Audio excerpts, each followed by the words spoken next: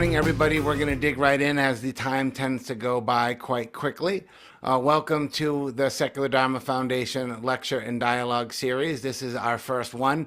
We will be doing one every month of the year, and we're happy to have Stephen here for our first morning to reflect on a few questions. So as it will go is him and I are going to tackle these two questions you might have seen. The first question, what is a secular Dharma?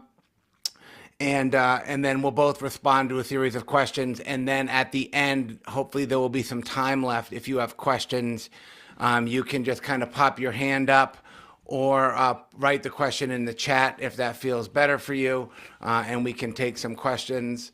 You will have access to the recording afterwards, both audio and visual. I'll put it back in the Rizuku for you. And we'll take it from there. And just a reminder, if you can, I'm kind of muting you as you come in, but just keep an eye on your mic. Background noises can become quite problematic.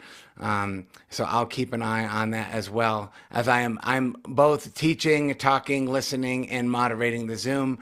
And so my internal attention disorder is quite happy today because it gives me multiple things to be dealing with. So that's good. We're not going to talk too much about ourselves. I'm sure you know who we are. If you don't, you can look that up later. But thank you, Stephen, for being here this morning. Thank you for inviting me and setting this up, Dave. Looking forward to it. Me too. So let's get right into it. Stephen, we'll pass it to you first. What is a secular Dharma from the way that you're currently seeing it? I know that the ideas change for you over time, but could you speak to that for us here this morning? Okay. Well, welcome everybody. And I don't know if I know any of you. Doesn't really matter. But it's going to be, I think, an interesting conversation that Dave and I are going to initially share with you about our varied perspectives on what a secular approach to the Dharma might be. And Dave has asked me to begin, and I'll speak for about 15 minutes or so, just sketching, as it were, my current take on what this secular approach is. And then Dave will respond, and then we'll go to the next question. I'll say a few words, and then Dave will respond to that, or vice versa, I can't remember.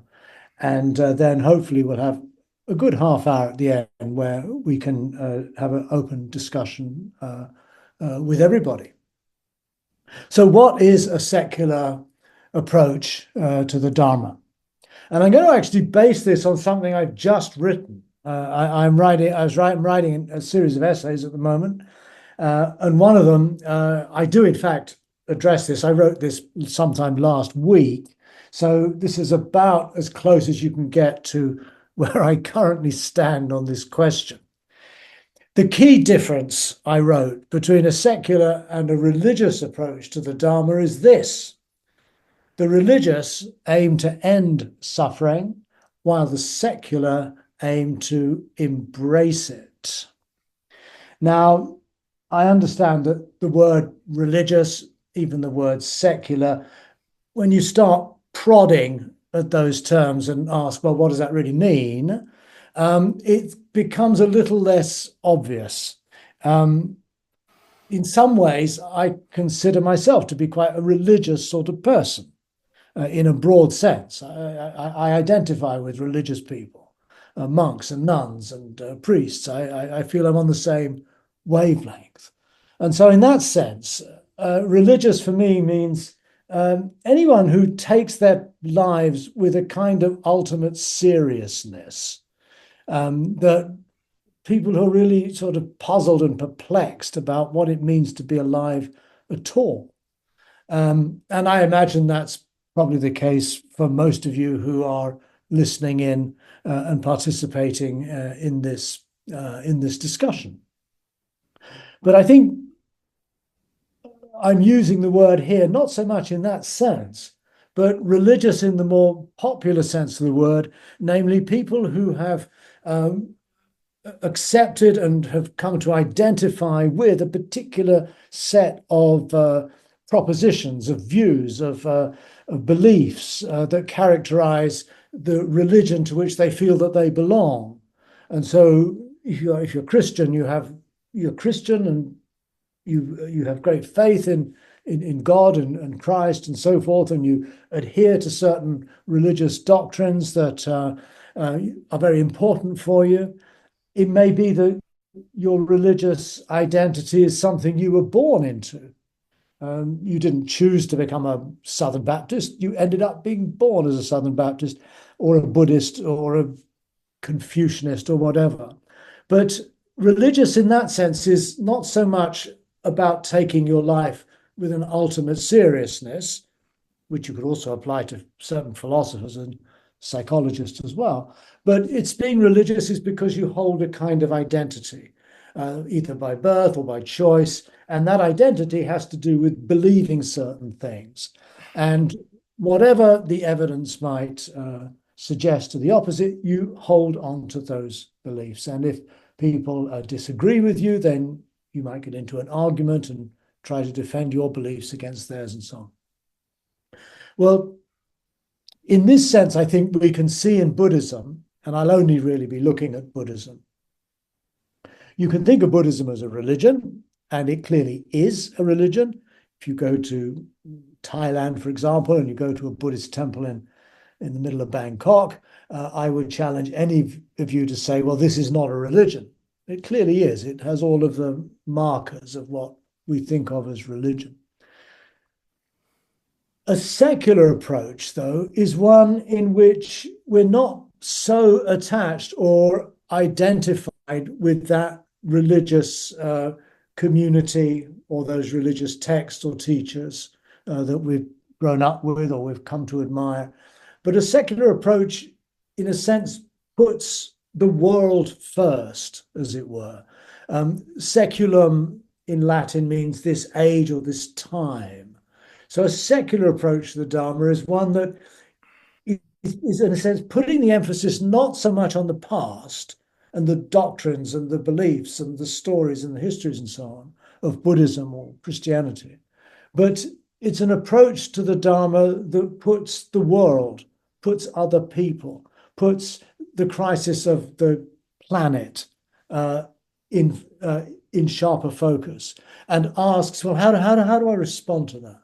How do I live in this particular world in which I find myself now in 2025? So the difference between the two, I feel, is that a religious approach is one, certainly for Buddhists, where the aim is actually to bring suffering to an end, to cease the cycle of birth and death. And that, of course, implies belief in life after death. It implies that this is not the only life we'll have. But that to me is a belief. It may be true, I've absolutely no idea, but it's not where we would start in our secular approach to the Dharma.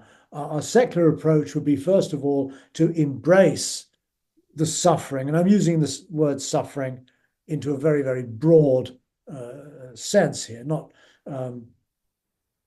just in the way that Buddhism defines it, but to embrace life, basically, birth, sickness, aging, and death, the totality of our existence.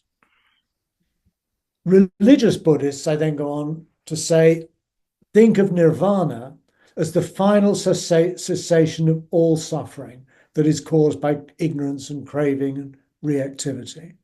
Whereas secular Buddhists understand nirvana as those moments of non-reactivity that enable a path of human flourishing to come about.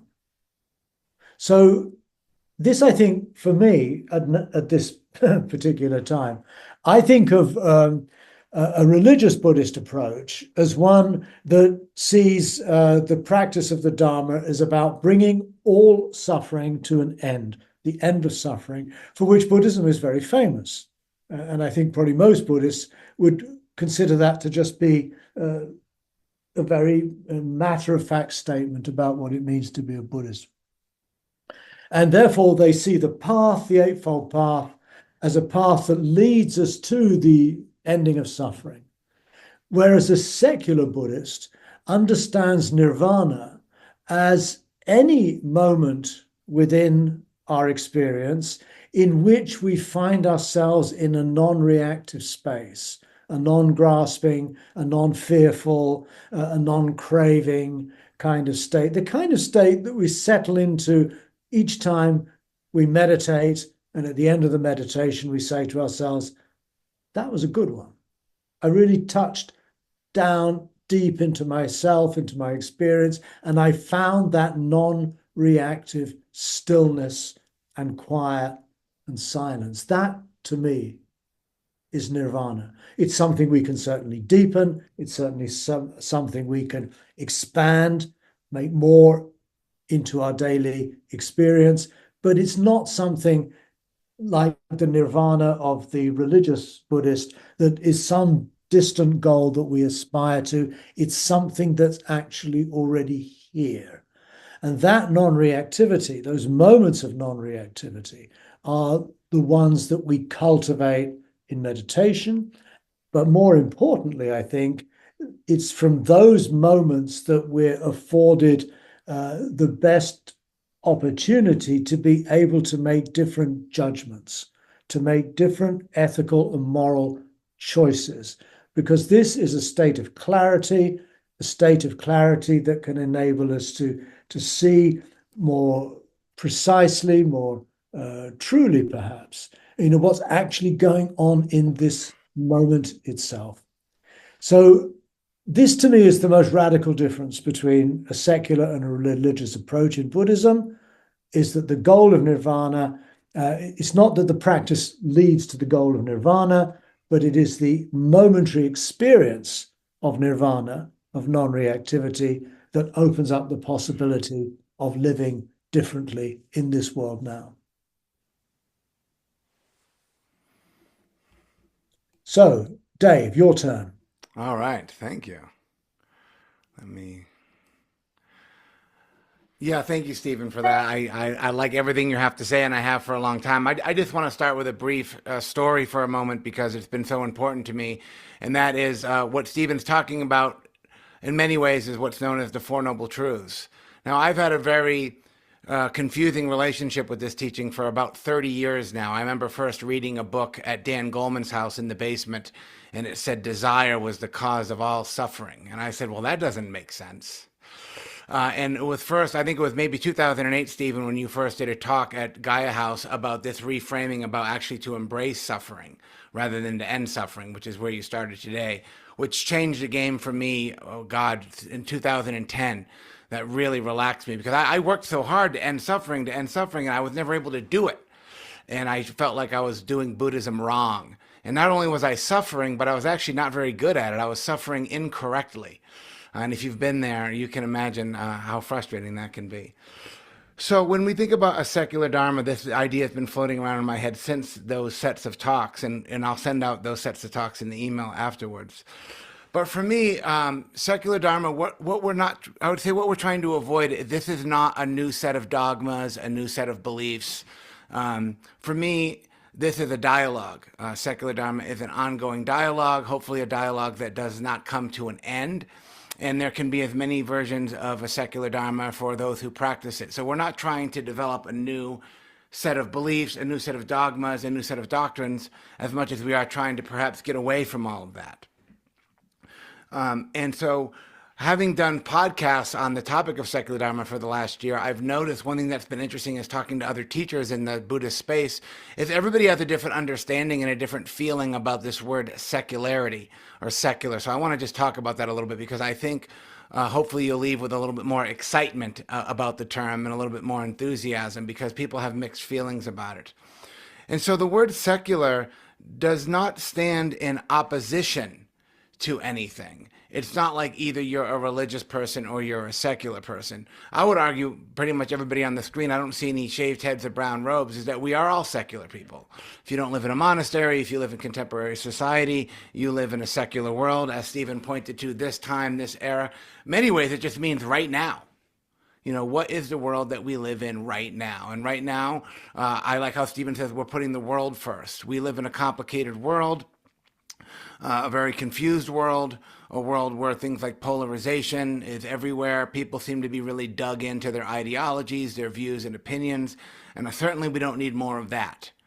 So having a more open-minded approach to the practice can be very, very helpful. So it really, for me, what stands at the bottom of this is an attitude of tolerance. A secular Dharma is an attitude where we're not so caught up in believing or clinging to views and opinions, but being open to ones that might actually stand in opposition to the ones that we have, so that way we can actually have a dialogue around these things.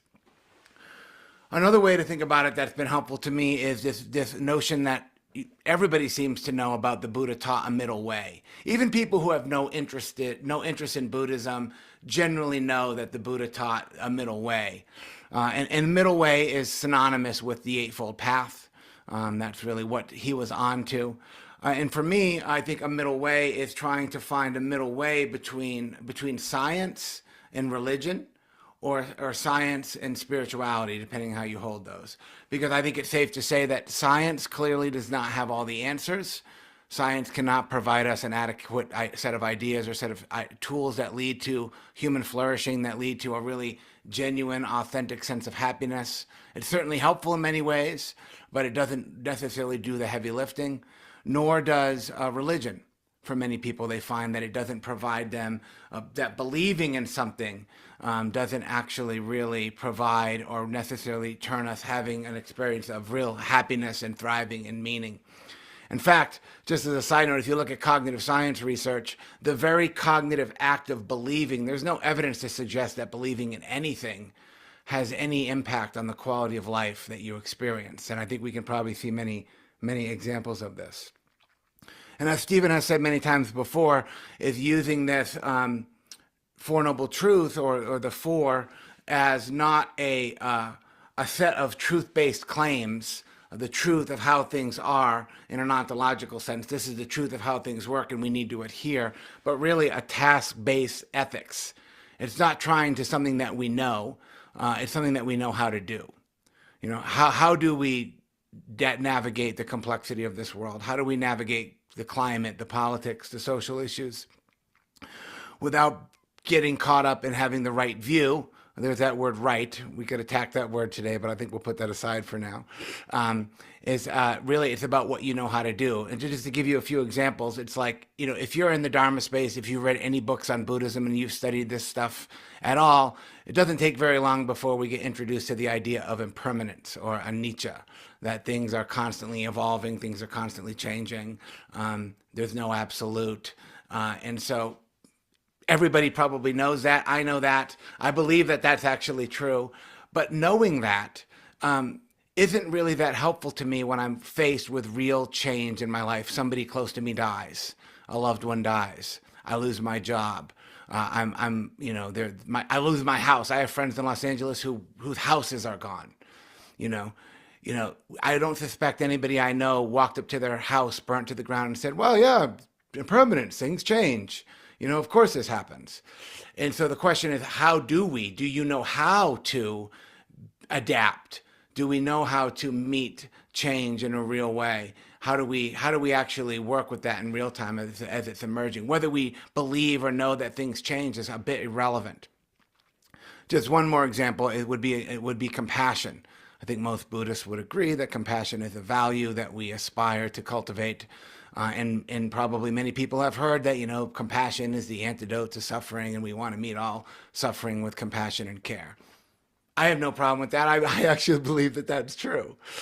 But when I'm confronted with real suffering, when I'm confronted with suffering of my own suffering, my family, my kids, people I care about, knowing that compassion is the right response, having that bit of information doesn't necessarily help me be able to actually really embody or to really bring compassion to that experience. And for me, it's very simple. Compassion is being able to be in that painful experience. This is really to embrace suffering, means that I can be in touch with suffering without becoming overwhelmed by it.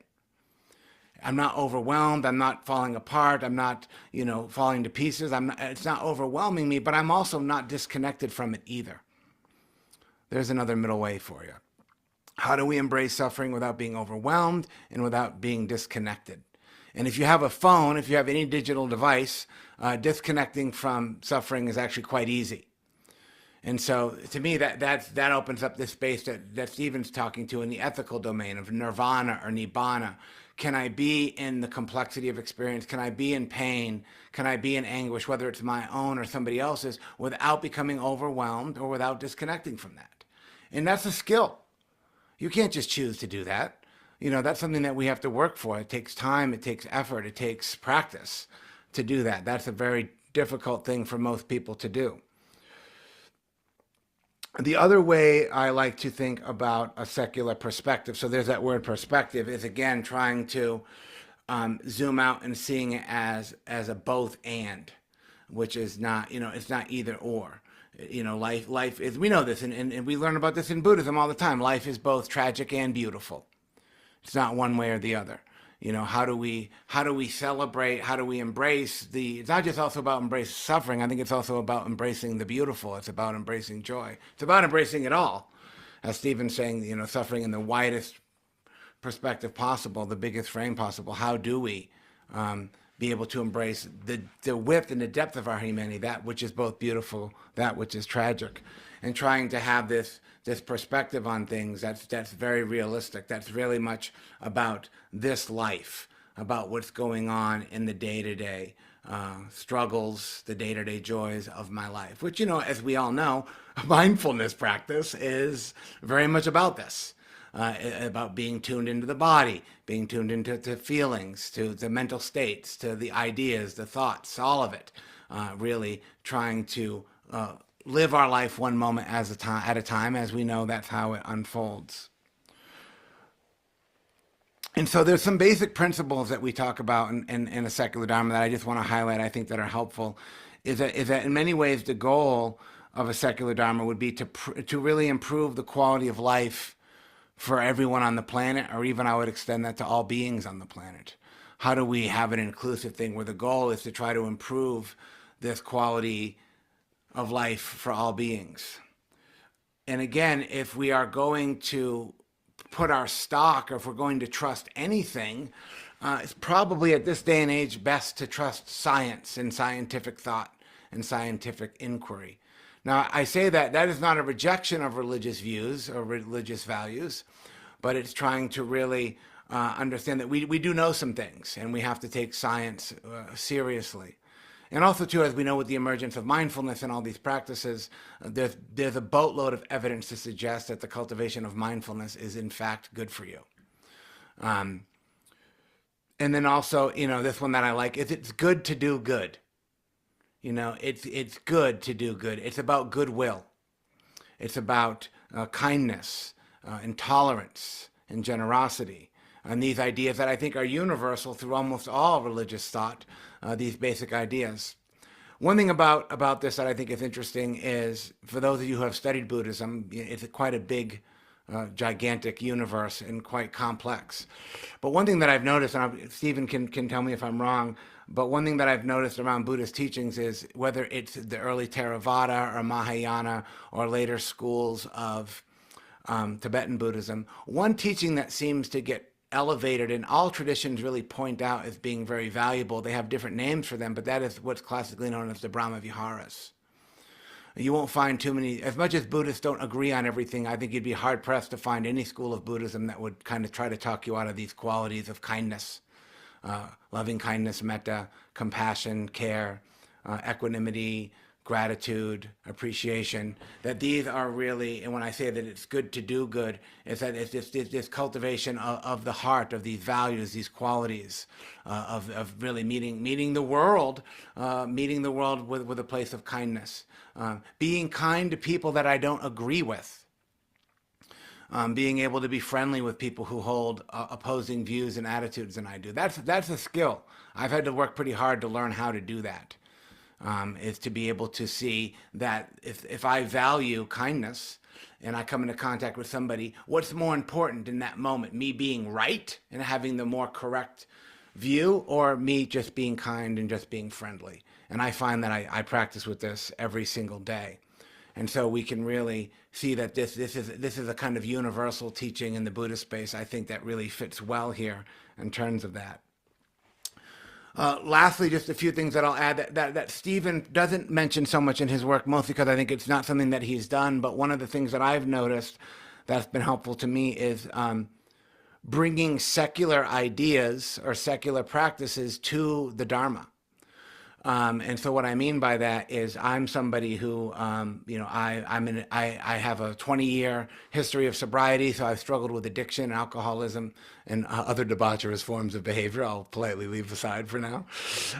Struggling with addiction, also with trauma.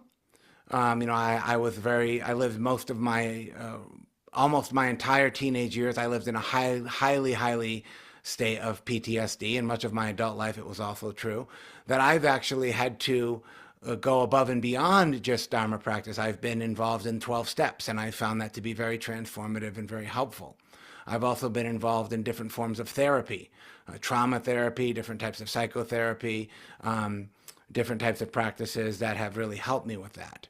And I think when we talk about suffering, real good grass-fed organic suffering, we're looking at things like addiction and trauma, and the way that these things impact people. And I've had to look outside of the Buddhist box.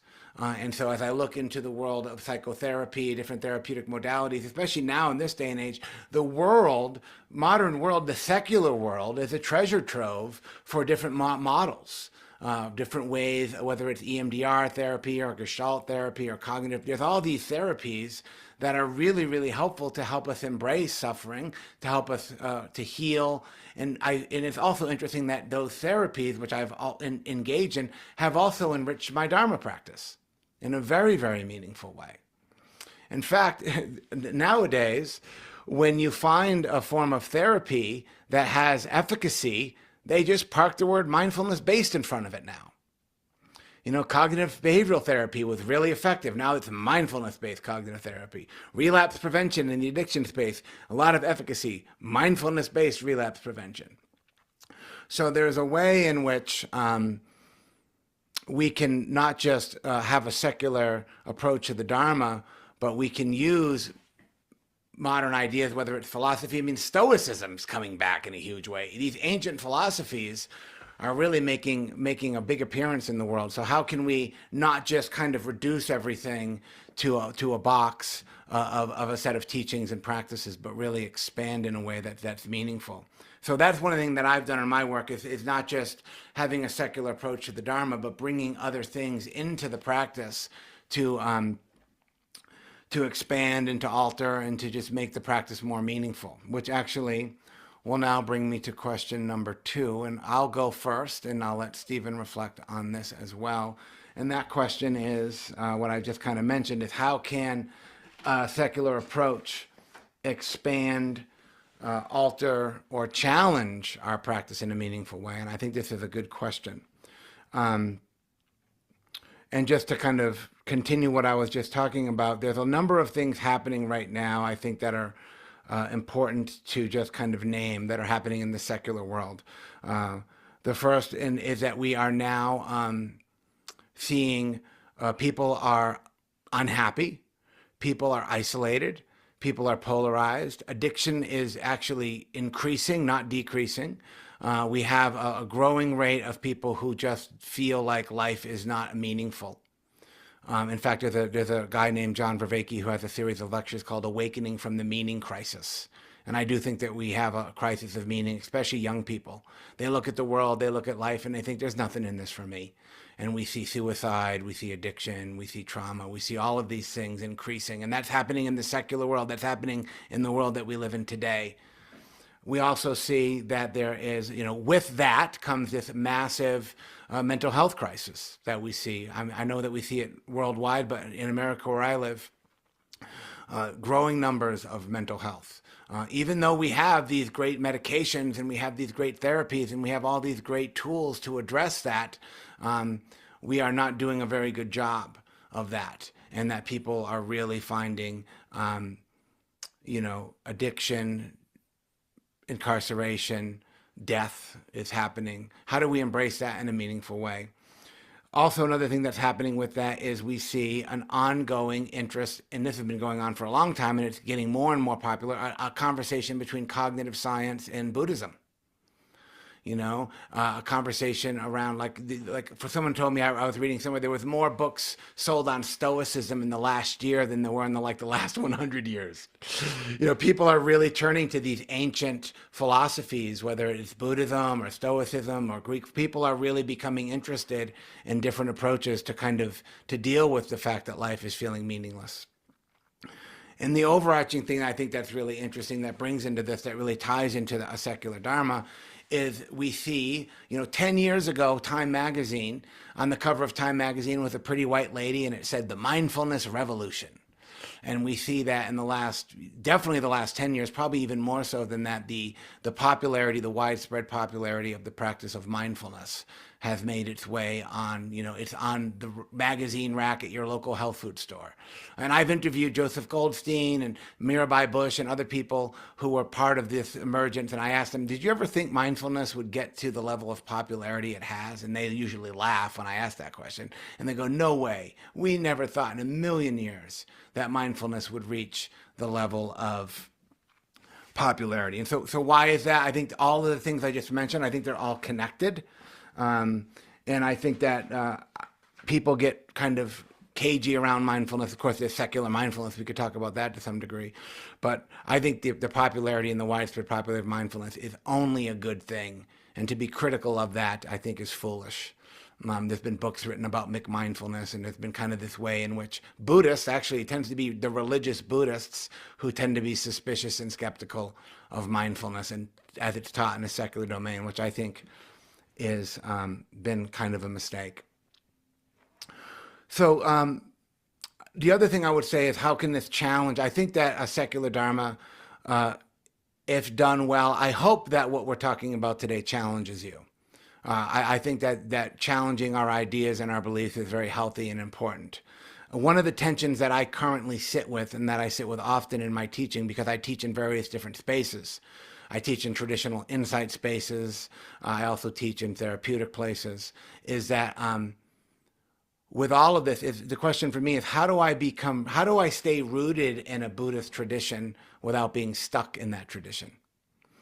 I really feel a big boatload of gratitude and reverence for the insight tradition that has come down through Spirit Rock and IMS and Joseph and Jack and Sharon and even Stephen.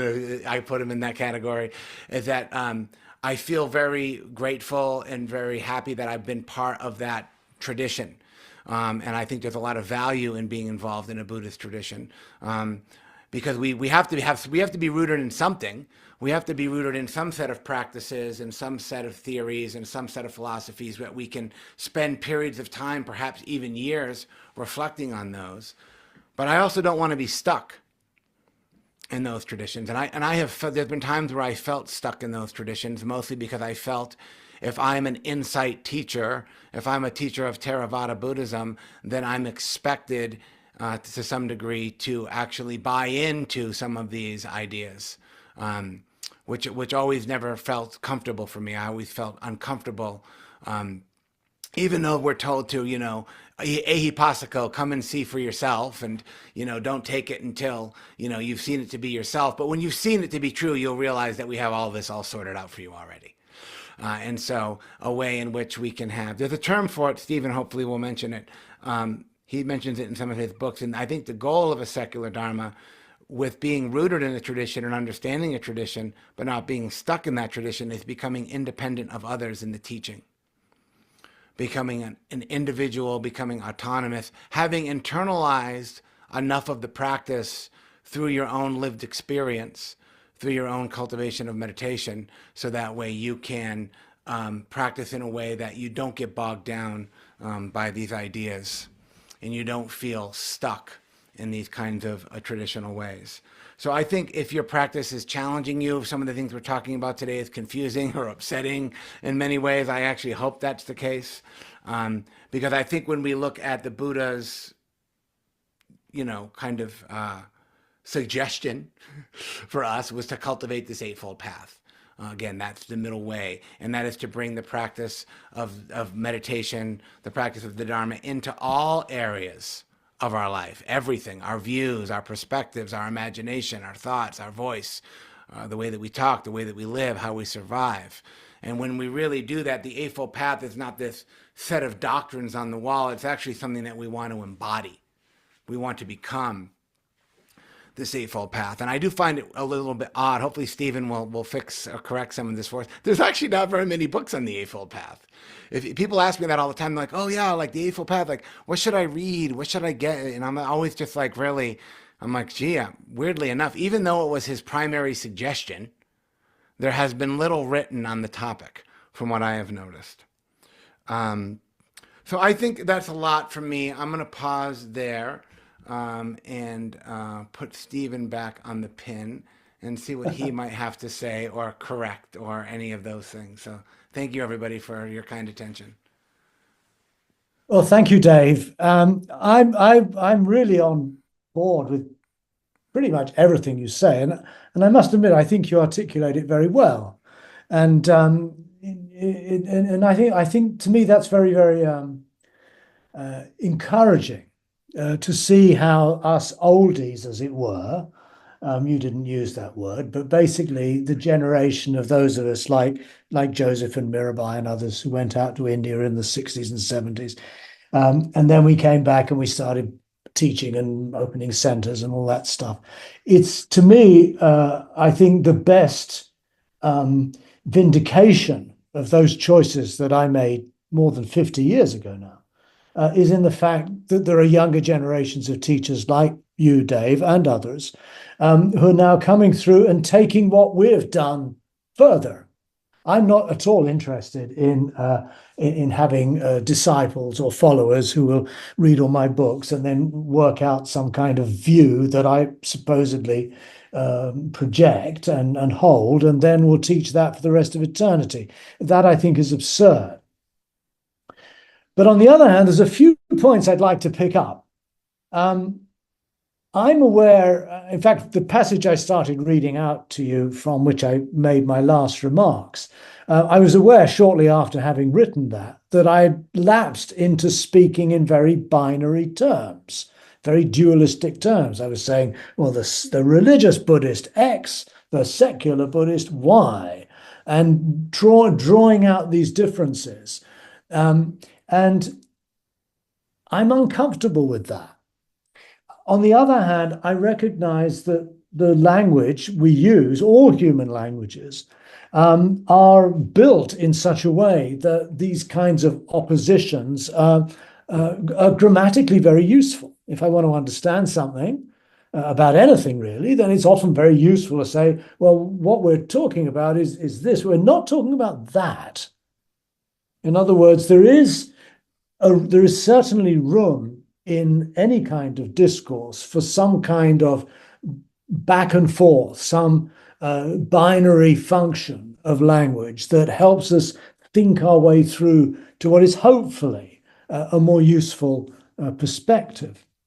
And Dave mentioned the idea of the middle way.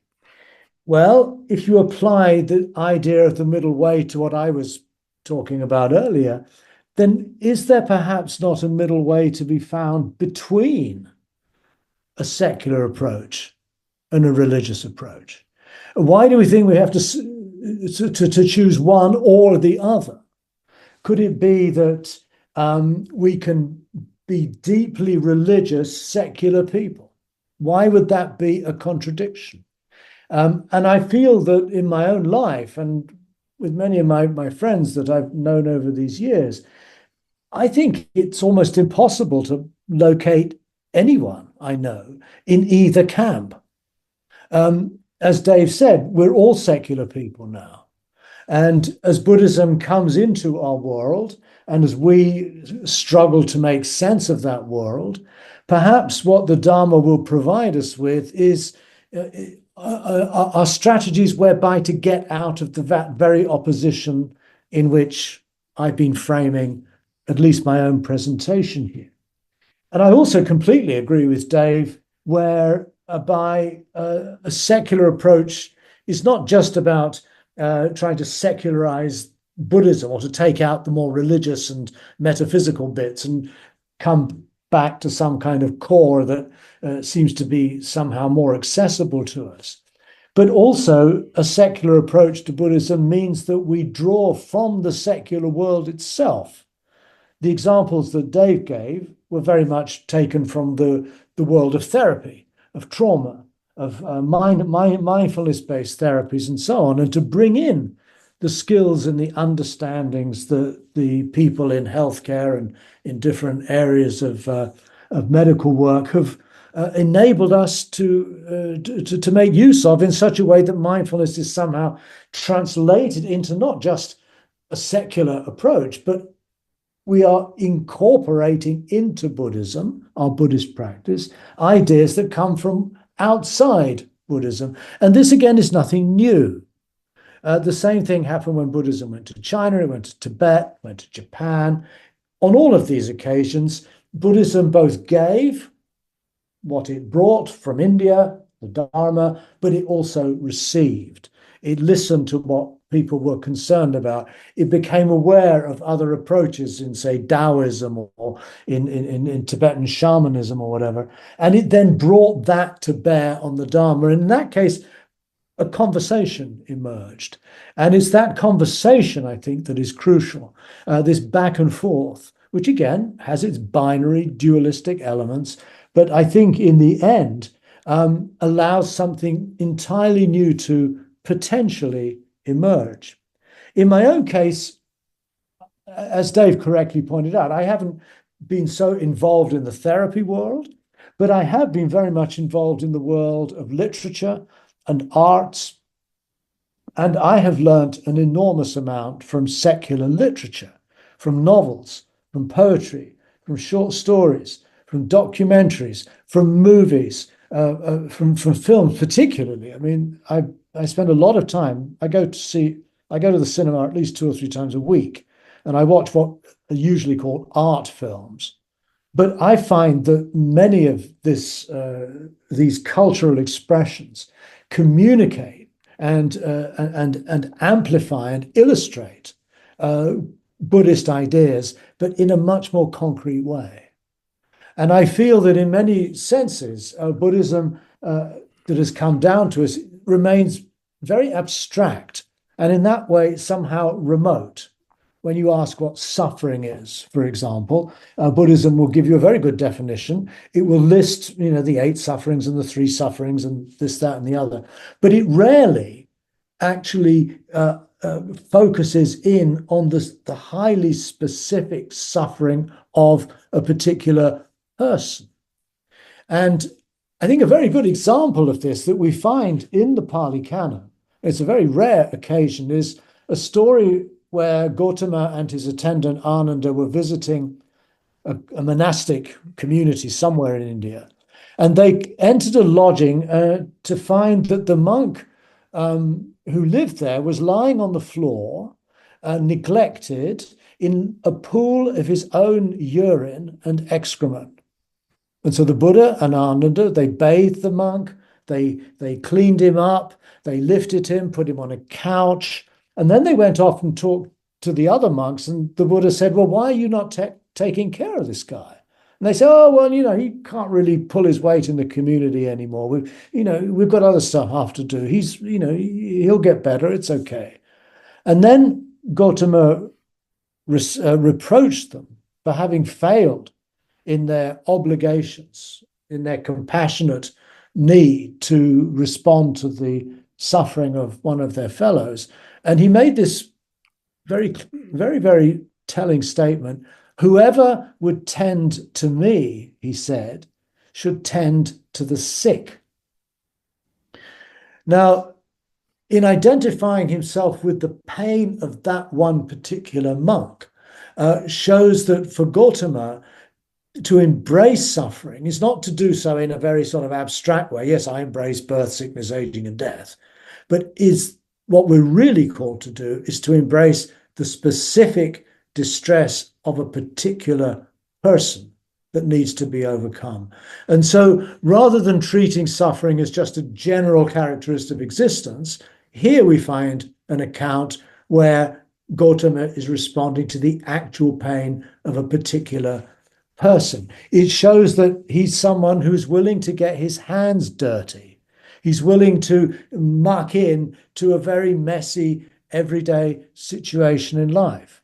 It takes him down from his pedestal as a wise, saintly figure, to reveal him as a practical, caring man who deals with what has to be dealt with in the here and now. He becomes basically like a hospital orderly. And I think for a lot of Buddhists, this story is slightly troubling because the idealized Buddha is very difficult to imagine behaving in these kinds of ways, with the shining golden body and the beatific smile and all that. And so in these kind of stories, and these are the kind of stories we find in novels, these are the kind of stories we find in movies. In other words, we get a much more granular sense of the specificity of dukkha. So when we're when we're embracing suffering, we're actually embracing a situation that is highly specific and needs to be responded to in a situationally appropriate way. It doesn't always have to be responded to in the same way. And that, I think, is very, very key to what a secular Dharma is about. So we have all of these ideas, therefore, about secularity and Dharma somehow getting into an operative exchange with one another.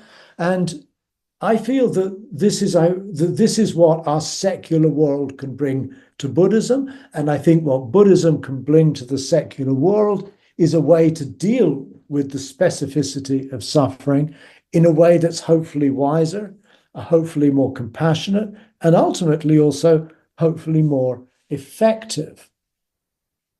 The other thing that Dave mentioned at some point was how secular Dharma is not particularly interested in setting up another set of doctrines, another set of dogmas, or as I mentioned earlier, I'm not interested in having people who just read my stuff and then come up with another point of view.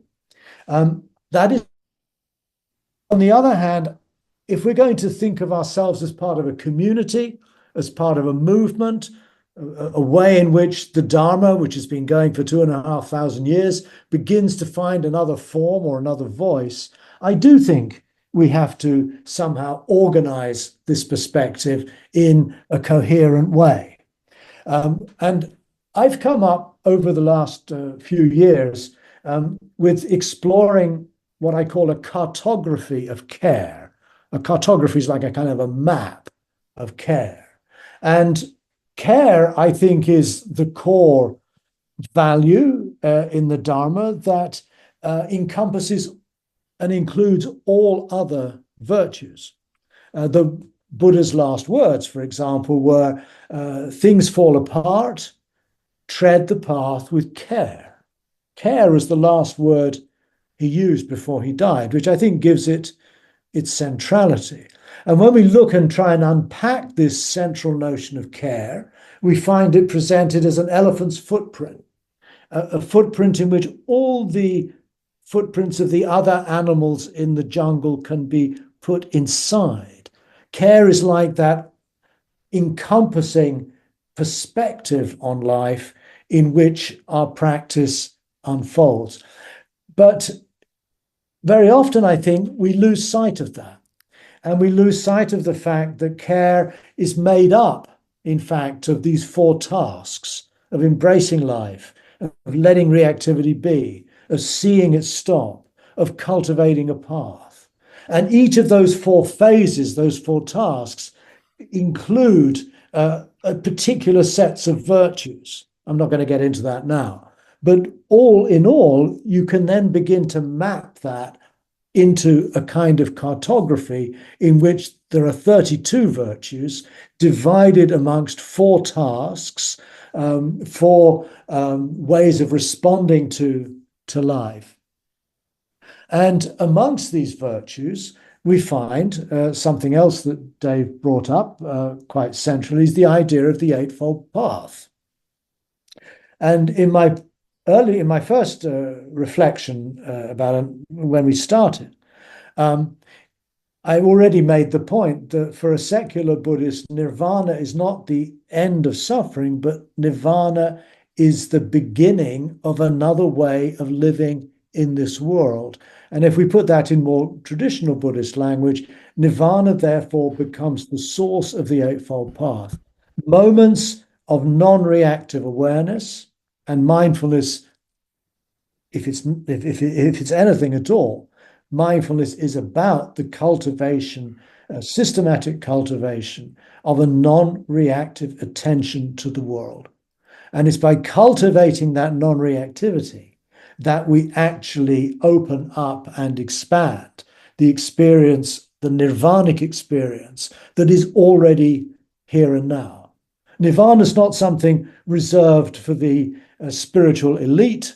Nirvana is an experience that all of us already know, maybe very, very peripherally, maybe not very deeply, but we've all had moments in which we've experienced a still, quiet, silent attention, whether it's in meditation, whether it's walking in the mountains, doesn't really matter, but we kind of already know. And that's the point at which our path begins, and the Eightfold Path then begins to unfold. Now, one of the metaphors the Buddha uses in the suttas when he describes these 32 virtues is that they need to be cultivated in the same way that a chicken cultivates the eggs that she has laid. So the metaphor he uses is one of a hen sitting on a nest, and as the hen does what the hen does, she will move with her feet the different eggs that are beneath her, and the ones that have sort of got a little bit too far out of the center, they're getting a little bit cool, she'll maneuver them back into the center of the nest so that all of her eggs are kept equally warm in such a way that they'll enable each of her chicks to hatch safely. Now, once you think about that metaphor, which I think is an amazing metaphor, it's a metaphor of giving birth, it's a metaphor of breaking out of what's, in a sense, containing you into another kind of life. But what also happens with that metaphor is any sense of there being a sequence in the Eightfold Path, right view, right speech, right this, that, and the other, that breaks down. There is no sequence in a clutch of eggs. There's no first one, second one, third one. They all get moved around. And the point, therefore, is to what I think this suggests is to get out of this idea that a path will necessarily and rather mechanically go from step 1 to step 2 to step 3 to step 4 to step 5. All Buddhist traditions order the sequences of the Eightfold Path in exactly the same way. In other words, it starts with right view, ends with right concentration. And this metaphor, I think, challenges that. And I think for the kind of world we live in now, we are invited, I would say perhaps encouraged, to rethink the structure of that path in such a way that it meets the kinds of needs for which are primary for us today. So I would suggest, and I'm not going to say anything other than just list these things, that today the Eightfold Path for many of us is not going to start with our view, it's going to start with our practice of mindfulness. That is so often now the way that people are introduced to this path. Whereas traditionally, mindfulness is at the end of the path, mindfulness and samadhi or collectedness. I would suggest we put them at the very beginning of the path.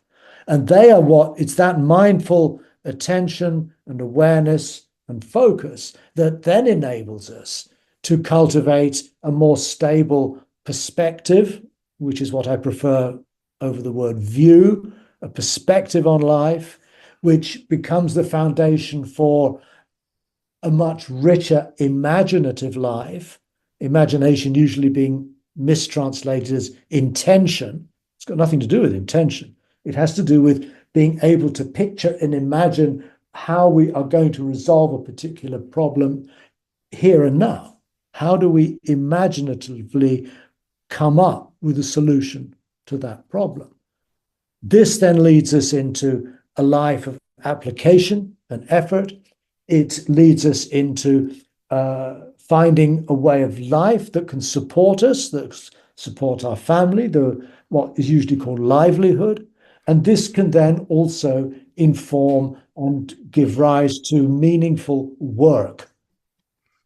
Work, not just as labor, as doing things as we have to do them, but meaningful, creative, constructive work in the world where we're working as a doctor, or we're working as a therapist, or a meditation teacher, whatever it might be. But this is a primary source today of our finding of meaning in our life. It's through our work.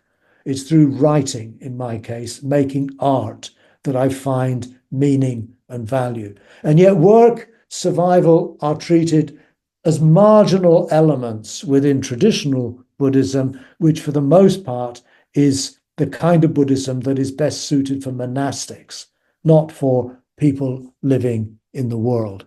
And the final step on the Eightfold Path in my current iteration would be voice, finding one's own voice, becoming, as Dave mentioned already, independent of others in the practice. And this, I think, has a lot to do with how we actually express and articulate in our own words, in our own forms, the values that we most deeply admire. It's also entirely true that despite the importance of the Eightfold Path in Buddhism, there are very few, if any, books that are dedicated just to that one topic. There's one by Bhikkhu Bodhi, which is published in Sri Lanka, which is good, but it's basically just a kind of collection of sutta passages on the Eightfold Path. I think one of the crucial challenges for a Dharma of our time is, in fact, to rethink an Eightfold Path that is adapted and suited to our needs. And I think I might have at least made a step towards this in my next book. This is a crass promotion. My book will be published. The book is called Buddha, Socrates, and Us. It'll be published by Yale University Press in August this year. And it will have two chapters, chapters 27 and 28, which are devoted to a rethinking of the Eightfold Path, but done according to a very different secular template, as opposed to the way in which you'd be most used to hearing about it. And I'm going to stop there. And Dave, your turn. I think we're now going into questions, aren't we? Yes, we are. I'm going to add a pin here. I'm going to stop the recording for the questions because I think that people ask better questions when they don't know they're not being recorded. So I just do a few shameless self promotions before we do that. First of all, thanks for coming. We're going to do this again next month. You will get an email from me because you signed up through Rizuku that'll have some links to some things that we talked about, the audio, the video, and also a link to both, I can put it in the chat right now, the Secular Dharma Foundation, which is a nonprofit organization that me and my wife operate. These events are offered freely, but if you want to make a donation, you can do that. If you want to support Stephen, I suspect the best thing to do is to check out Bodhi College. If you want to learn more classes and more stuff that's going on, Bodhi College has a whole bunch of classes and online things that are just really, really great. And if you put questions up, we'll try to address them. Next month, we'll bring Jay Michelson. Some of you might know Jay Michelson. He's a good friend of mine. Him and I are going to further unpack some of the stuff that Stephen and I talked today by doing a lecture called Realistic Dharma. And that is, what do you really think you're going to get out of this? Come on, really. And so he and I will reflect on that. And you can sign up for that course here in the chat as well. And so let me stop here.